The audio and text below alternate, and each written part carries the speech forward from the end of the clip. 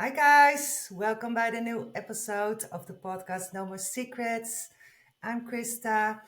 I'm an addict in recovery. I was addicted for 35 years, and I'm sharing my story with you and the things I do to stay in recovery.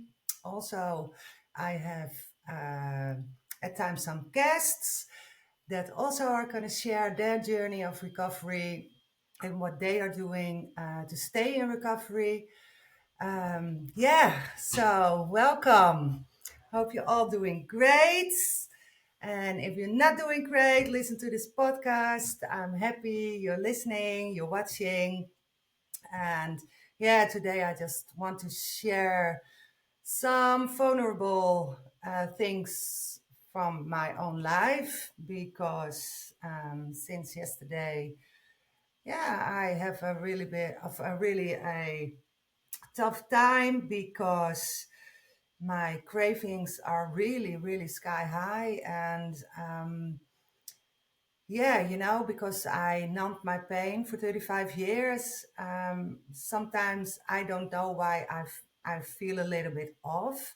I still feel happy because, some days you are lower in your energy than other days. But I want to be honest, and I want you to know that um, me too. I am also struggling, and but I never give up. I know the sun will come up. When it rains, the sun will come up again. I experienced that a lot of times in my life, and especially now when that I'm in recovery. Because when I got clean and sober, I was all alone. I cut the cord with all my friends because, when you're addicted from the age of 13, and I was addicted to opiates, benzos, cocaine, weed. In the weekends on festivals, a lot of ecstasy, MDMA, GHB, well, a lot of drugs and a lot of medication. So when I got clean and sober, nobody knew. My podcast has the name No More Secrets, and that's because nobody knew in my environment that I was so heavily addicted. So that's the reason why, because the truth will set you free, and I experienced that in real time. Because from the moment that I told everybody and I decided to share my story, I feel so much lighter and so free, because you don't have to be ashamed. Shame keeps people in addiction most of the times. And in my case, that was also the case because I was so ashamed. I felt so powerless, ashamed. I was scared they would judge me. And that's a reason I didn't tell anybody that I wanted to quit because they didn't know. So yeah, my whole idea was I'm gonna get clean and sober, and then nobody has to know, So I'm not have to tell anybody, so my secret would be safe. But I would have changed then. So well, that ain't working, guys. That is not working. You need recovery. You need, well, in my case, I talk for myself. I really need meetings. I really need my sponsor. I'm doing the 12 steps now. I finished an intensive transformational coaching program. I did it for 20 weeks. And yeah, that really transformed my life. It transformed my mindset, my thinking about myself. Because when your brain is telling you so many negative things, write it down. Start a journal. Write it down because you have to get it out. It has to get out of your system. If you're not have a sponsor yet, or you don't have anybody in your environment that you can talk to, but you have to get it out in your system so you not stay in your head. Because if you stay in your head, you're dead. Really. I was almost dead because I was only in my head. I was so ashamed. Yeah, that was really really bad. So, but I changed my mindset, and so when you write it down in your journal, write the things you would like to hear and you would like to say to yourself. So first you write your negative things down, the things you're thinking, and then you write the things down that you want to hear. And if you do that every time when you're feeling like that, your mind is going to shift. There's a shift starting in your brain, and I can say because I did it myself. And I was suicidal all my life. I was depressed. I was diagnosed with chronic PTSD because I experienced a lot of abuse, homelessness. I was, yeah, a lot of trauma I experienced in my life. So I went to a trauma center 3 years ago. That helped me a little bit for a little while, but it didn't change my mind. I felt the same about myself, and I when I got out there. So they told me that um, that I have chronic PTSD for the rest of my life. That's chronic. And now my diagnosis is gone because I changed my mindset. Um, but still, I struggle too. So yesterday I was really, really struggling, and I want to show up. I want to show up for you. I want to keep doing my episodes every week. But yesterday I didn't have the strength. I needed all my energy and all my strength to not go call a dealer or not go look for medication or something like that, because I really wanted to numb the feelings that I felt. But still, I cannot exactly tell what I was feeling. My neck was hurting, and when you have pain in your body's telling you that you have pain in your brain, that there's something that you're holding back. And I know that, I'm aware of that now, but still I couldn't find the answer. And yeah, today I so now let me go back to yesterday. So I only sat on my couch. I went to a meeting because meetings really help me to not give in my addiction voice. And for some people they don't like meetings, and that's okay too if you have something else what works for you. But for me that works a lot. And yeah, but still, I was feeling like I want to use something, and especially because I didn't know where it came from. And I think now today, I know the answer because my older son don't want to see me anymore. Not about my addiction, because yeah, about other things I don't know. He doesn't talk with me anymore, and that's okay. It's okay if he needs that, but it's for me, for mom, and especially when you're still in recovery, and when you're just 10 months in recovery, and you're finding out everything you're feeling, your way in life.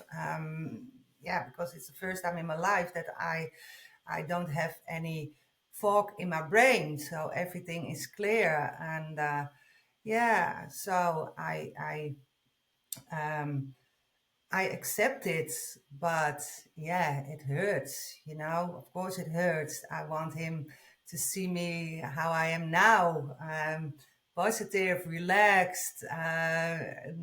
Yeah, and a lot of energy in a good way. I'm very calm, and yeah, I'm aware of my own speaking and my own words that I say, because words are energy also, and the power of your words is very important. How do you say something? And not complaining all the time, and yeah, things like that. So I think it's yesterday the feeling of missing him, and the feeling also, I think, and hidden feeling behind it, that I failed because yeah, that is the negative self talk you say to yourself, you know.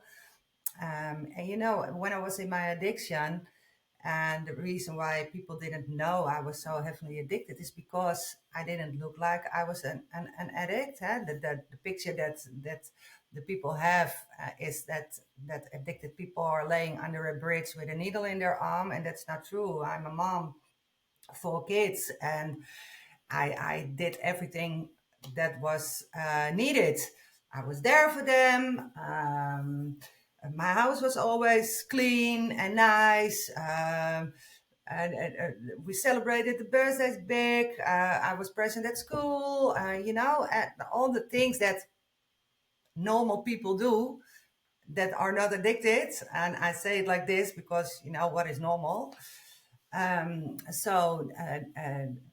Nobody saw it on me that I was so strongly addicted. And yeah, so I'm so proud that I now already 9.5 months in recovery. But yeah, the longer I'm in recovery, and it's not to discourage you. No, I tell you this so you know what you can expect, maybe, because I learn a lot from people that are longer in recovery than that I am. And yeah, for me, the craving is really present. I don't give in to it, but yeah, like yesterday, it was really a struggle. So what I'm doing then, if I have such cravings and I don't know what I'm feeling, is well, I go to a meeting. I call my sponsor. I go exercise because you know you have to move your body. That is really, really important. You don't have to run or go walk in nature. You know, listen to the birds that singing, and or go meditate. That are the things that I do to go through the craving.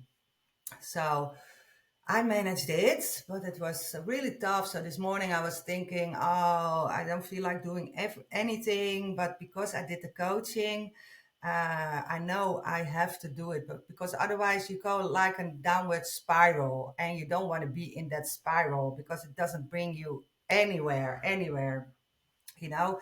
And your own thoughts, they create your reality. So you have to put something against that.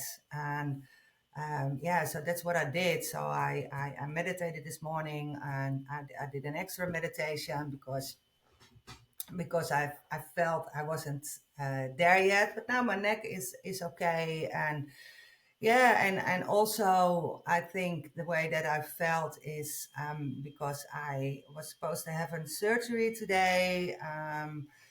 2 months ago, I did a surgery. I already told about it in a previous episode, and I did it without any anesthesia because I was so highly addicted to fentanyl and oxy and diazepam and well, all the benzos, sleeping pills, mirtazapine, and antidepressants, you know, oxycodone, a lot of stuff. So I didn't want to have anesthesia because I was scared that my addiction voice was activated then, so I did it without.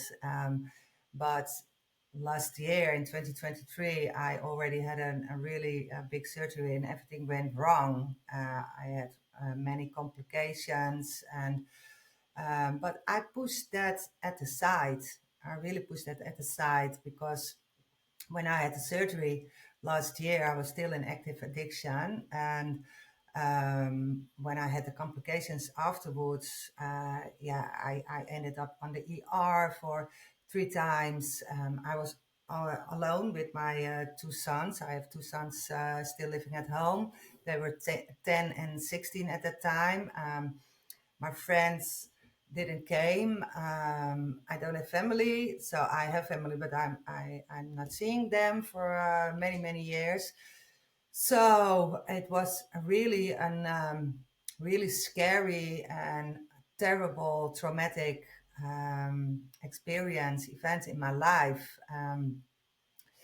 yeah, so after 3 weeks after my surgery, I didn't use anything, yeah, only medications. But 3 weeks after my surgery, I decided to snort coke again because I wanted to be more awake, and I had such a high fever, so I was crying and snoring lines of coke, and it was so terrible. I was such a loser. I felt such a loser. What the fuck? What are you doing? And but all that trauma of that experience, because I was better after 5 months, something like that, because I had a bacteria also in my body. It was really my rock bottom. That was so it saved me. It saved me because I knew I had to stop my substance.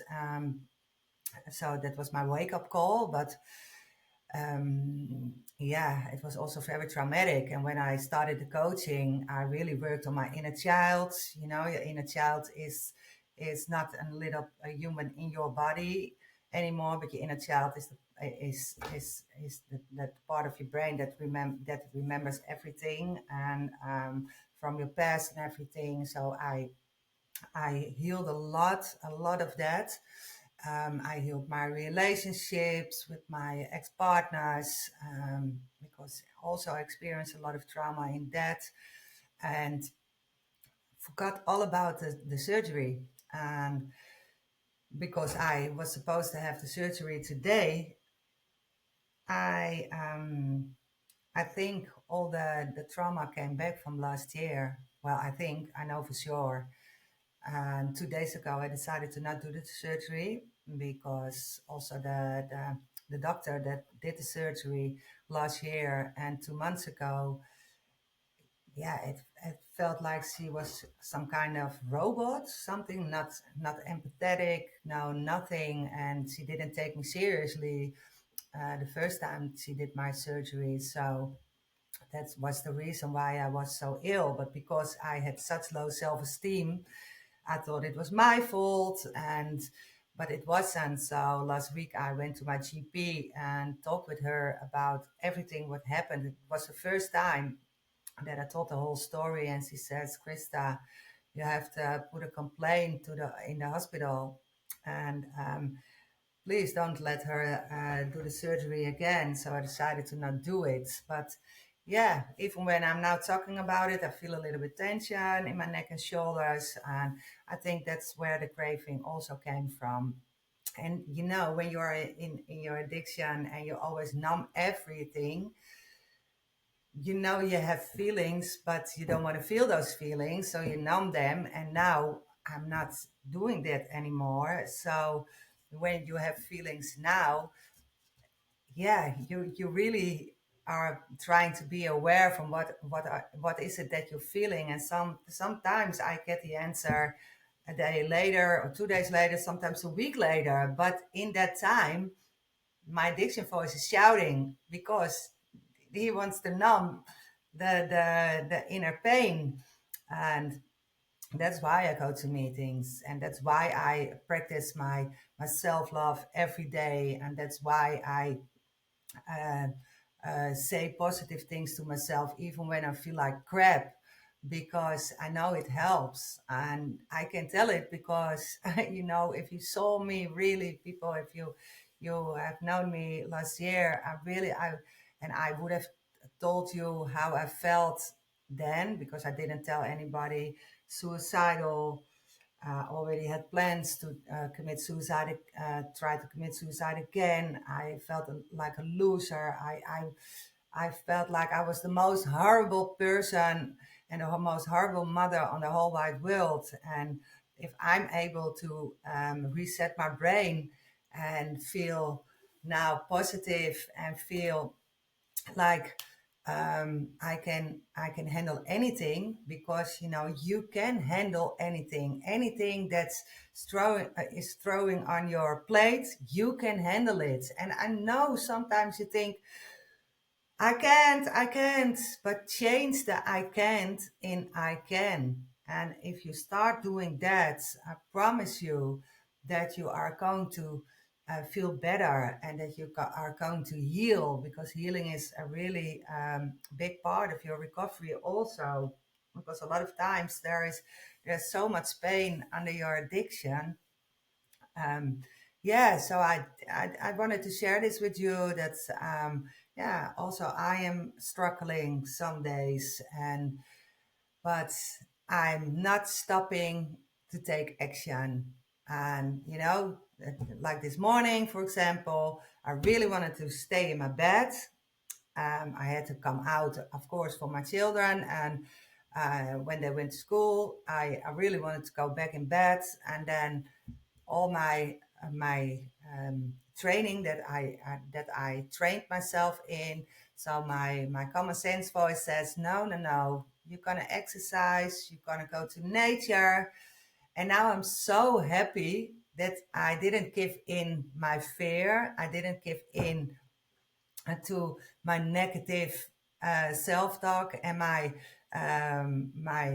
heavy feeling. No, I changed it, and so can you. So when you feel like crap, when you feel like you want to use, please go to a meeting, guys. Take action. Don't allow those feelings to be your reality, because you got feelings, but you are not your feelings. You understand? So you got feelings, but you're not your feelings. And if you're aware of that, you're not gonna you're not gonna act on your feelings. Of course, if you're sad, cry, feel it, feel it. You have to. Um, how do you say that? You have to go through it. No, wait. I can't remember anymore. It was such a good phrase. Well, I can't remember. I'm sorry, but really, guys, don't give up. Never give up on yourself, because if I gave up today, if I gave up yesterday, I was now using, and I was now back to square one. So please, guys, really don't give up. Sorry, I have to clean my glasses because I'm so sorry, but please don't you ever give up on yourself. Keep believing in yourself. If I can do it, you can do it. That's the reason why I'm sharing this.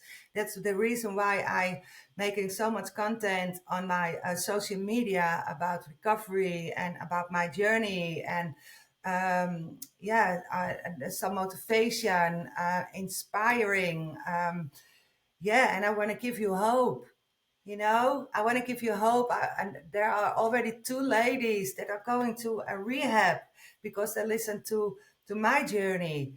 And if you have a story to tell, if you would like to do a podcast with me, if you want to be my guest in my podcast to share your journey and how you are still in recovery and how you manage it, please DM me or send me an email, christa.connect@gmail.com, or DM me on my TikTok or Facebook or Instagram.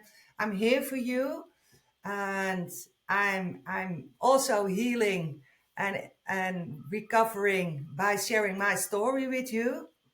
And so if you want to connect with me, please do.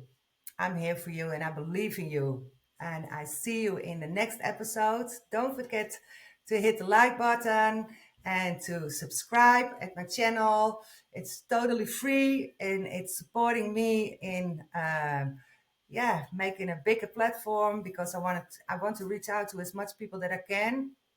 And yeah, speak your truth, ask for help. The truth will set you free. You're not alone. We're not alone.